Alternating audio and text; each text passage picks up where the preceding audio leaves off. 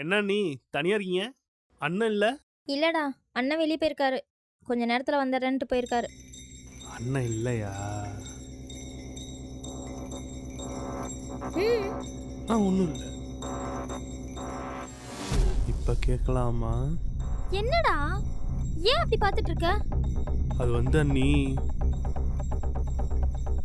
அண்ணி ரொம்ப நாளாவே உங்ககிட்ட ஒன்று கேட்கணும்னு நினச்சேன். ஆனால் நீங்கள் என் மேலே கோச்சிக்கூடாது, அண்ணன்கிட்டையும் சொல்லக்கூடாது. ஒருவேளை நான் உங்ககிட்ட கேட்குற விஷயம் பிடிக்கலனா பழைய மாதிரி நீங்கள் என்கிட்ட பழகணும்.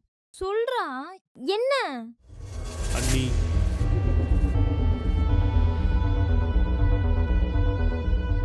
இவ்வளோதான் விஷயமா?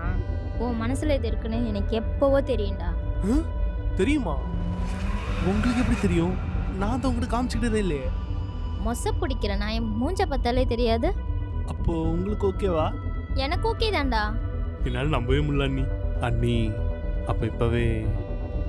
இப்பெல்லாம் வாய்ப்பே இல்லை. அண்ணன் எப்பனாலும் வந்துடுவாரு. அப்புறம் தொக்கா மாட்டிப்போம். ஒன்று பண்ணலாம், நீ நாளைக்கு காலேஜ் போகிற மாதிரி போயிடு. அண்ணனும் கிளம்பிடுவாரு. போனதுமே சொல்கிறேன், நீ உடனே வந்துடு. அப்போ ஓகே அண்ணி. அண்ணன் நினச்சாதான் கொஞ்சம் வருத்தமாக இருக்கு. அவர் கிடக்குறாடா, நீ ஃப்ரீயாக விடு, நம்ம பார்த்துக்கலாம்.